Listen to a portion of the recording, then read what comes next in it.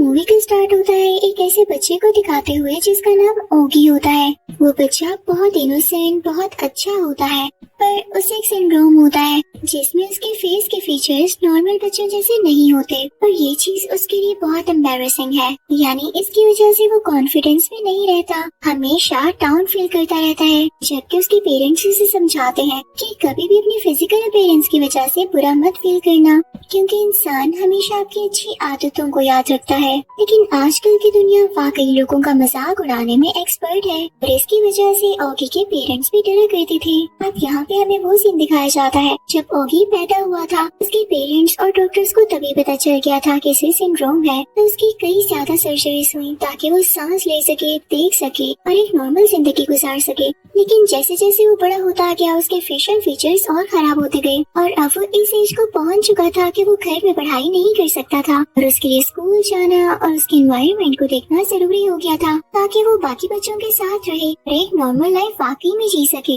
तो उसकी मदर उसके फादर से बात करती है, लेकिन उसके फादर और उसकी मदर को ये कह के मना कर देते हैं कि अगर ओगी बाहर जाएगा तो सारी दुनिया इसका मजाक उड़ाएगी और मैं नहीं चाहता कि मेरे बेटे का दिल टूटे। तो उसकी मदर कहती है जब तक हम इसे बाहर नहीं भेजेंगे इसमें कॉन्फिडेंस कैसे आएगा।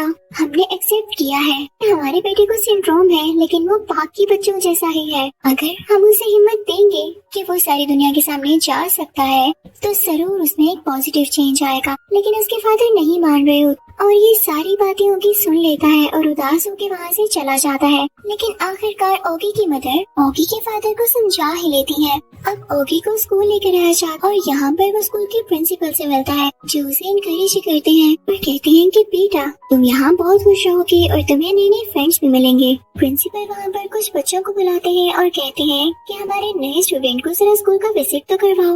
वो बच्चे ओगी को अपने साथ ले जाते हैं। वो 3 स्टूडेंट्स होते हैं। एक लड़की होती है जो कि बहुत ज्यादा प्राउडी थी और बदतमीज भी थी और 2 लड़के होते हैं जिसमें से एक का नाम जैक होता है और जो दूसरा लड़का होता है वो भी बहुत ज्यादा प्राउडी होता है क्योंकि वो काफी रिच फैमिली से बिलोंग करता था और वो हमेशा दूसरों का मजाक भी उड़ाया करता था। अब ओगी स्कूल से घर आता है तो उसके पेरेंट्स उससे पूछते हैं कि हमारे बेटे का स्कूल में कैसा दिन रहा, किसी ने ज्यादा तंग तो नहीं किया।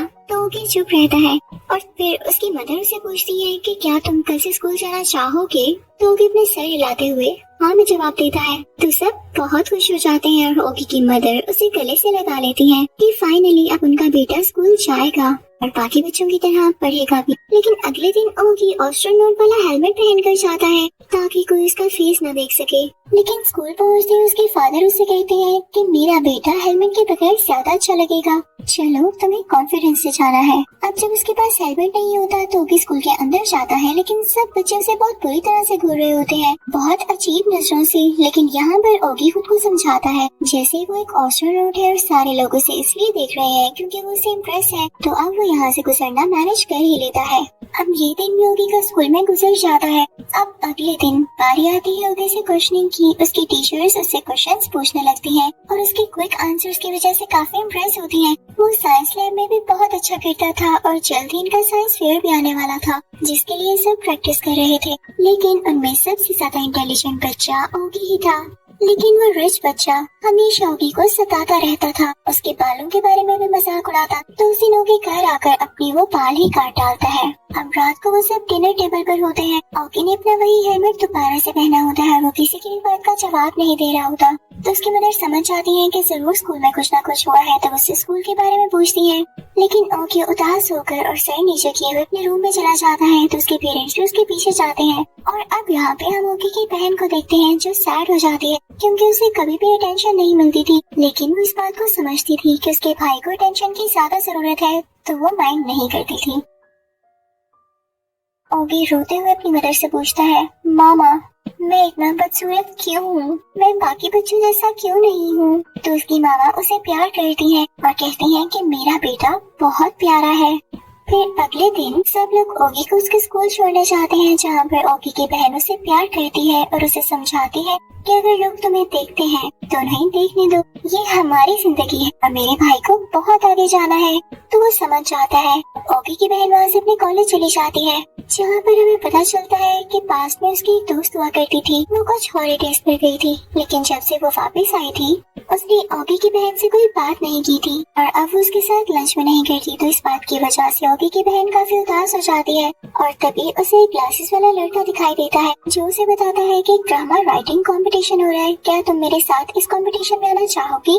तो वो लड़की अपना नाम लिखवा देती है। अब आहिस्ता आहिस्ता ऑगी की बहन ड्रामा के लिए तैयारी शुरू भी करने लगती है और प्रैक्टिस भी करती है और यहाँ पर वो बिजी हो जाती है।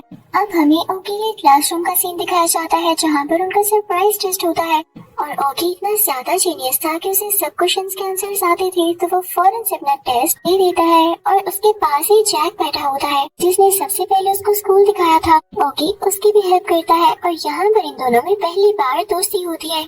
इसके बाद से ये दोनों इकट्ठे घूमते हैं, खेलते हैं और साथ लंच भी करते हैं। अब ऑगी खाना नहीं खा रहा होता तो जैक उसे पूछता है तुम खाना क्यों नहीं खा रहे हो, चलो शुरू करते हैं। तो ऑगी को बहुत अच्छा लगता है कि पहली बार किसी ने उसे ज्वाइन किया, तो वो भी यहाँ थोड़ा सा शरारती हो जाता और हाथों के बजाय मुंह से खाने लगता है। तो जैक भी इस तरीके को बहुत एंजॉय करता है और दोनों मिलकर मुंह से ही खाने लगते हैं और हंसने लगते हैं और यहाँ पर पहली बार सब उनकी तरफ मुस्कुरा कर देख रहे होते हैं जैसे इस चीज को एंजॉय कर रहे हो। तो आज का दिन बहुत अच्छा होता है, इन दोनों ने बहुत एंजॉय किया था और अब ये लोग साथ ही वॉक करने लगते हैं। अब तो ये लोग एक दूसरे के घर भी आने जाने लगे थे और ये चीज ऑगी के पेरेंट्स को बहुत ज्यादा रिलैक्स कर देती है। अब कुछ दिनों बाद स्कूल में हैलोवीन इवेंट होता है जिसमें सब लोग कोई न कोई कॉस्ट्यूम या मास्क पहन कर आ रहे थे और ऑगी एक घोस्ट मास्क सिलेक्ट करता है। आज वो सबसे बात कर रहा था और बहुत कॉन्फिडेंस में था क्योंकि कोई भी उसका फेस नहीं देख सकता था और उसे ये इनसिक्योरिटी नहीं थी कि कोई उसका मजाक उड़ाएगा। और अब जब ऑगी अपने क्लासरूम में पहुंचता है तो वहाँ पर वो उस रिच बच्चे को बात करते हुए सुन लेता है जो कह रहा होता है कि अगर मेरी ऐसी शक्ल होती तो मैं तो स्कूल ही ना आता बल्कि अपनी जान ही ले लेता। और साथ ही साथ वो ये भी कहता है कि जैक ऐसे ही नहीं ऑगी के साथ है, वो तो प्रिंसिपल के प्रेशर में आकर इसे दोस्ती कर बैठा है कि अगर ऑगी से किसी ने दोस्ती ना की तो प्रिंसिपल से डांट पड़ जाएगी, वरना तुम लोग ही सोचो ऑगी से कौन दोस्ती करेगा, मैं तो कभी ना करूँ। ऑगी जब ये बातें सुनता है तो वो बहुत ज्यादा हर्ट हो जाता है। कुछ ही देर में स्कूल से ऑगी की मदर को कॉल आती है कि आपके बेटे की तबीयत बहुत खराब है, उसे घर ले आए। अब ऑगी की मदर अपने बेटे को घर लेकर आती हैं और उसे बेड पर लिटा देती हैं।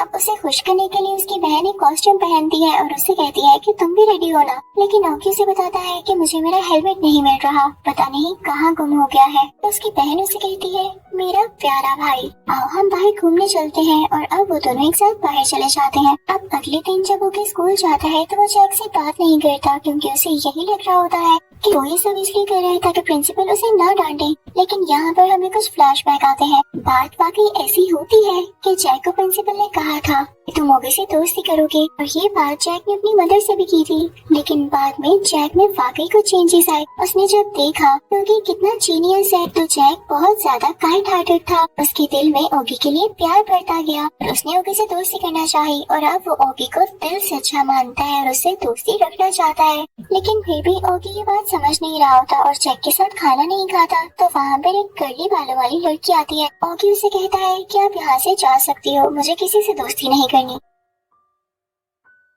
ऑगी की बहन जो कि अपने कॉलेज में होती है, यहाँ पर जो मेन कैरेक्टर ऑगी की बहन ने ड्रामा में करना था वो उसकी एक्स दोस्त को मिल जाता है और उसे कोई साइड रोल मिलता है जिसकी वजह से वो अपसेट हो जाती है। लेकिन वही क्लासेस वाला लड़का जो कि अब उसका बहुत अच्छा दोस्त बन चुका होता है वो उसे समझाता है कि कुछ नहीं होता, तुम उस रोल में भी बहुत अच्छा कर सकती हो। तो अब यहाँ पर ऑगी की बहन उसे अपने घर लेकर आती है और अपनी फैमिली से मिलवाती है और उसके बाद वो लोग साथ रहने लगते हैं। तो जब ऑगी की बहन की पुरानी दोस्त ये सब कुछ देखती है तो उसे अपनी दोस्त की याद आने लगती है।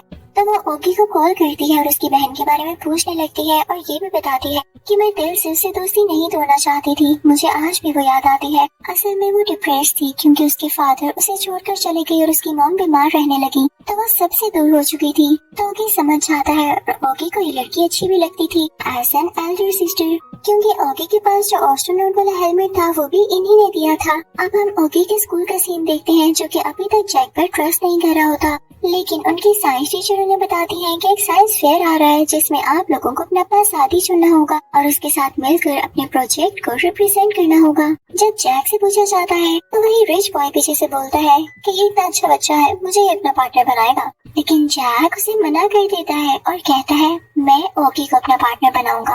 अब जब जैक बाहर आता है तो रिच बच्चा उसे कहता है कि तुमने पूरी क्लास के सामने मेरी इंसल्ट की है एक फजूल से दिखने वाले बच्चे के पीछे। तो ये सुन के जैक को गुस्सा आ जाता है और वो मुड़कर उस बच्चे के ऊपर पंच मारता है, क्योंकि उसे वाकई ओगी से प्यार था। वो उसे अपने भाइयों की तरह मानता था। जैक को प्रिंसिपल के पास ले जाया जाता है, जहाँ पर प्रिंसिपल उसे बताते हैं कि आपके इस बिहेवियर की वजह से आपको 2 दिन के लिए सस्पेंड किया जा रहा है।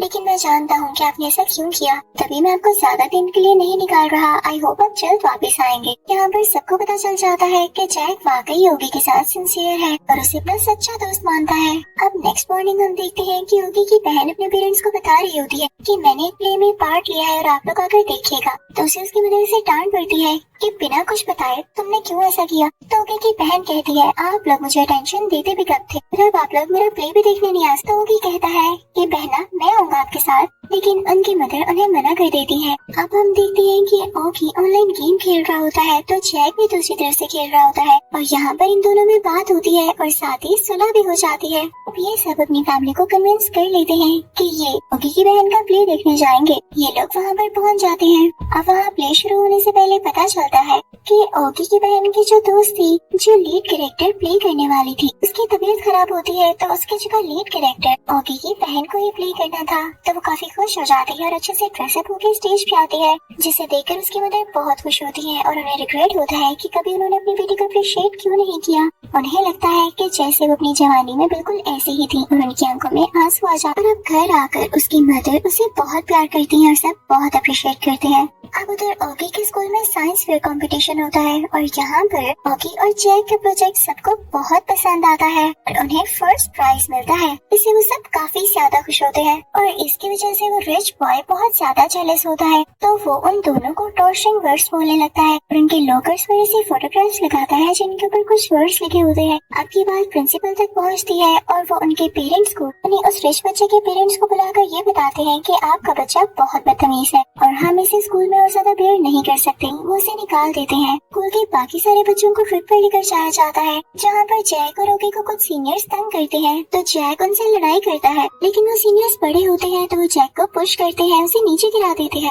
अब ओगी भी अपनी पंचेस बना लेता है और उनसे लड़ाई करने लगता है, लेकिन उसमें अब इतना स्टेमिना नहीं था कि वो सीनियर्स को हरा सके। तो ये देखकर उसके कुछ क्लासमेट्स आते हैं और ओगी की साइड लेते हैं और अब वो सीनियर से लड़ने लगते हैं, उनको पंचेस मारते हैं और वहाँ से भगा देते हैं। अब ये टोटल 5 दोस्त हो जाते हैं, जैक, ओगी और बाकी 3 और लड़के। यहाँ पर ओगी बेचारा इमोशनल हो जाता है और रोने लगता है, क्योंकि उसे लगता था कोई उसे प्यार नहीं करता, ना ही उसे सपोर्ट करता है। और अब अपने साथ इतने सारे दोस्तों को देख के उसे यकीन नहीं आ रहा होता। ये सब पानी के किनारे खड़े होते हैं और इसके सब दोस्त इसे गले से लगाते हैं और हौसला देते हैं कि अब हम तुम्हारे साथ हैं ओगी। और ये बहुत अच्छा मोमेंट होता है।